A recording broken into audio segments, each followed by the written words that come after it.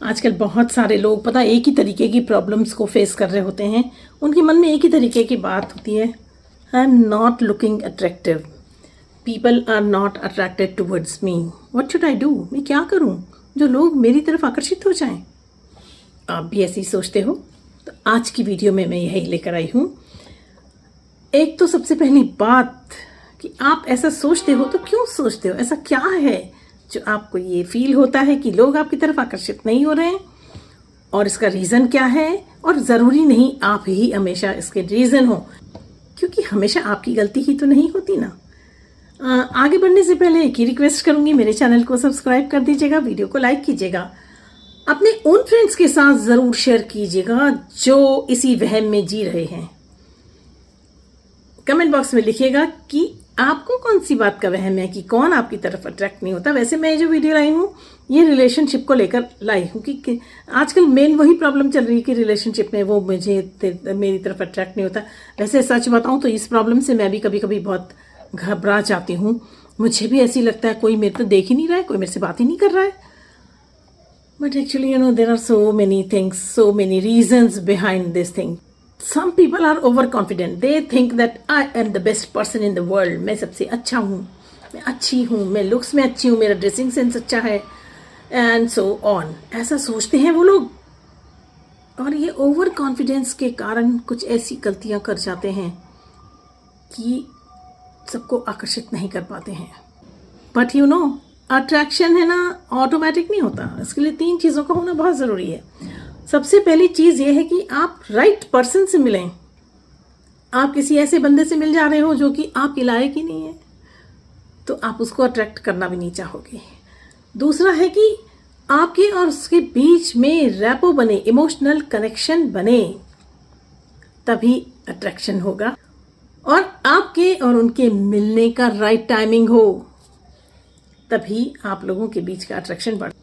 क्या आपके साथ ऐसा होता है? आप कहीं जाते हो, नर्वस हो जाते हो, बात नहीं कर पाते हो, स्टैमर करने लगते हो, जिस बारे में बात कर रहे हो उस आते हुए भी उस बारे में भूलना शुरू हो जाते हो, या इतने डरे हुए होते हो कि इमोशनली क्लोज हो जाते हो। कोई भी आपसे यदि बात करने की कोशिश करता है तो आप चुप रहते हो। अब बताओ फिर कोई आपकी तरफ क्यों अट्रैक्ट होगा? तो इसके लिए आपके अंदर इस चीज़ का होना बहुत ज़रूरी है। एक तो नेचुरल रहो, एक रिलैक्स्ड रहो, और इमोशनली ओपन रहो। कभी कभी हम इतना टेंशन में रहते हैं कि हम जब जहाँ कहीं जाते हैं तो हमें लगता है इधर उधर की फालतू की बात की तो वो सोचेगा कि पता नहीं क्या, कैसे है, कौन है ये। तो we talk to the point, we are very serious, we don't cut jokes, just on the track. और अगले आदमी को लगता है कितना बोरिंग है ना ये, तो इसको तो बात ही नहीं करना आता है, हंसी मजाक नहीं करना आता है, बस एक ही तरह बस रागला पे जा रही है, कुछ पूछो तो हाँ हूँ में जवाब दे देती है।